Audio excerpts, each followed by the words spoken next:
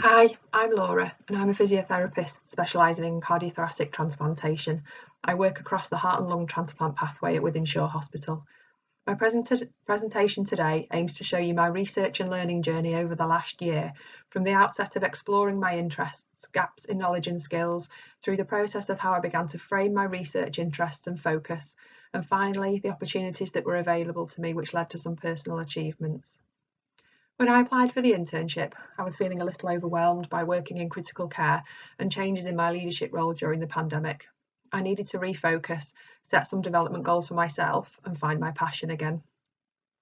I had a fair amount of experience in service evaluation projects and had several publications and conference presentations under my belt, but started to flounder when approaching the task of prospective research.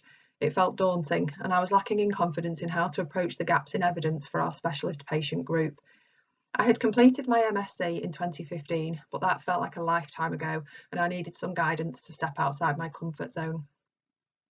For me, the key factor that made this internship a success was the guidance I had from my supervision team, Dr. Jill Norman in particular, who helped me form a strategy for using my time, guided me in how to structure my learning, and supported me through my imposter syndrome.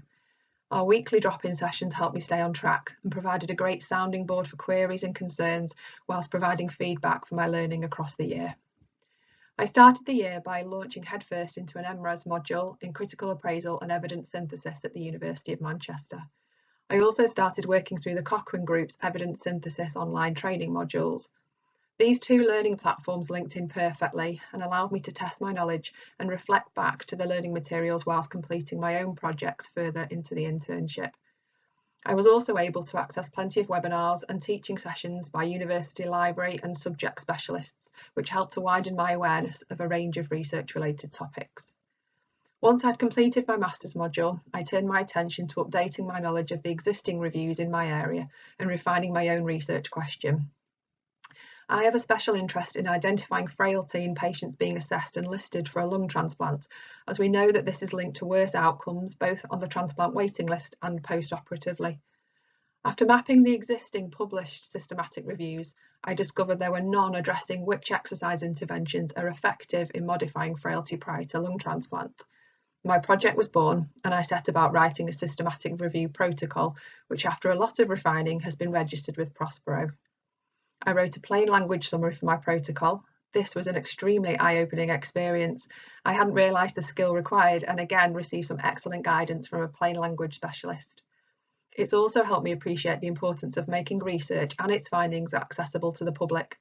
On that theme, I attended some PPIE webinars and made contact with a PPIE group from the Association of Chartered Physios in Respiratory Care who were about to review my systematic protocol. I was keen to get some practical experience of completing a review, so Dr. Norman put me in touch with a group producing a rapid review. I completed some screening for study inclusion and risk of bias assessments and have been named as a co-author. The rapid review investigated predictive model-based interventions and their effect in reducing outpatient no-shows. Experiencing the practicalities of completing a review, the software used and the peer review process has been really beneficial in preparation for completing my own review, and the support I received during this process was invaluable. Keeping my reflections honest, throughout the internship year I doubted my abilities. There were challenges with juggling an incredibly busy clinical caseload, a young family and various bouts of COVID and injuries, but my motivation didn't wane. I've reminded myself that I work best when challenged, when stretched and with projects to strive towards, and the internship has been vital in my realisation that a clinical academic career is feasible. Peer support and my excellent supervision team was so encouraging that I made the decision to apply for the ARC pre-doctoral fellowship in which I was successful. I have found that I am able to weave my new skills into my clinical role, and I'm trying to increase the profile of AHP completing programmes like this within my department. I have found I'm saying yes to more opportunities that are falling my way with the knowledge I can rise to the challenge, including chairing national specialist meetings and being on a symposium panel at a national conference. I've started my pre-doc fellowship and hope to prepare a doctoral application in the future.